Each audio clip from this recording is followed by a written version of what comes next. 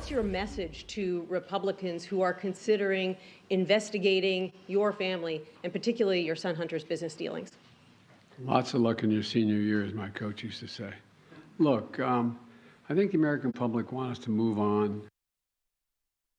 An odd reference there, if you ask me. I'm not totally sure, and I played sports. I don't even know what that means. Welcome back into Wake Up America. The GOP is poised to retake the House of Representatives, meaning a formal and public announcement about an investigation into Hunter Biden and his father could begin as early as next week. But Joe Biden, as you just saw, doesn't seem too concerned. Not a big deal.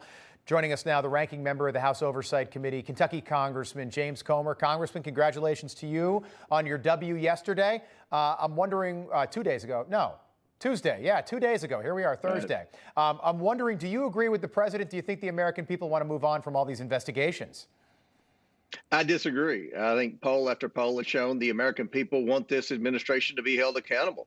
I think the American people realize that Democrats have turned a blind eye to every accusation of wrongdoing, not just by Hunter Biden and by Hunter Biden's uncles, but also by the president himself. So I think the American people made it clear Tuesday night they want a government that's accountable, and that's what they're going to receive in a Republican majority. So in January, Joe Biden's hopes that Republicans will move on from investigating his family's influence peddling, those hopes are going to fade away very quickly. Yeah, I think so. Democrats, they wrote the playbook for this. The two impeachments of Donald Trump, the January 6th committee hearings.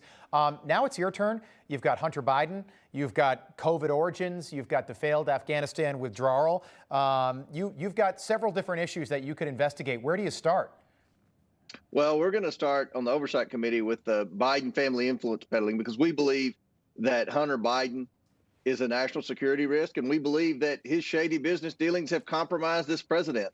Next week, I plan on having a press conference with Jim Jordan, who's also on the House Oversight Committee, and we're going to outline all the evidence we have against Hunter Biden and all of the concerns we have with how all of Hunter's wrongdoing may have compromised this administration. And that's what we're going to do on day one in January when I have the gavel, when I have subpoena power. We're going to go right into investigating potential wrongdoing. And I think the American people and the mainstream media are going to be shocked at what we already have thus far. This isn't an Adam Schiff scenario where he claims to have a smoking gun to where he always over-promises and under-delivers. I mean, I think the American people are going to be shocked when they see exactly all the different crimes that Hunter Biden has committed. So we know Hunter Biden's a shady business character. Yeah. The reason we're investigating him is to see if he has, in fact, compromised this White House. Yeah, if those connections go all the way to the top. Alejandro Mayorkas, will he be impeached in a Republican Congress?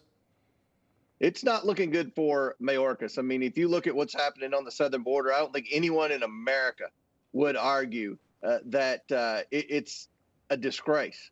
It's a national security risk. We have drug overdoses every day as a direct result of Mayorkas telling our border security to stand down.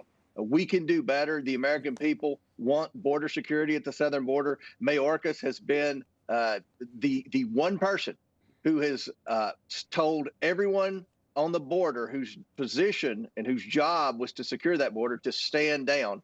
He needs to go. I would encourage Mayorkas to think about it over the Thanksgiving break and probably resign. But if he doesn't, I don't think he's going to have a very good fate in a Republican majority moving forward. Okay, Congressman, I want to talk about the elections.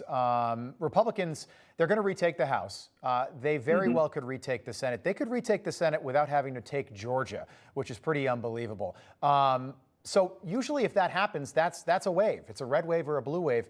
But the media and the Democrats and Joe Biden yesterday, there were reports that the White House was giddy over the results. They were doing victory laps yesterday on CNN and MSNBC. What's different about 2022?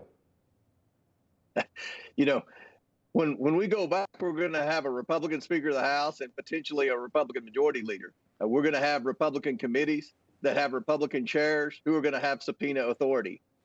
His agenda will be stopped in its tracks.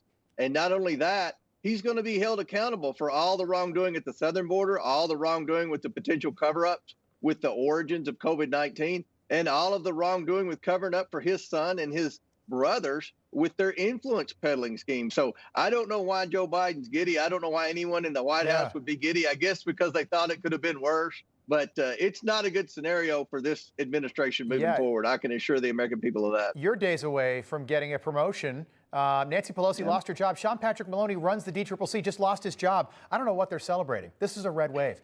Congressman, good to see you. We'll look for that announcement next week. A lot of announcements coming next week, by the way, but we'll look for yours when it comes to Hunter Biden. We'll do this again soon. Kentucky Congressman James Comer, thank you. Thanks for having me on. No crooked establishment. None of that twisting the truth. No talking down to me. Don't tell me how to think. Don't tell me how to think. Don't tell me how to think. I trust Newsmax. Newsmax. They don't tell me how to think. They let me decide. Newsmax. real news For real people.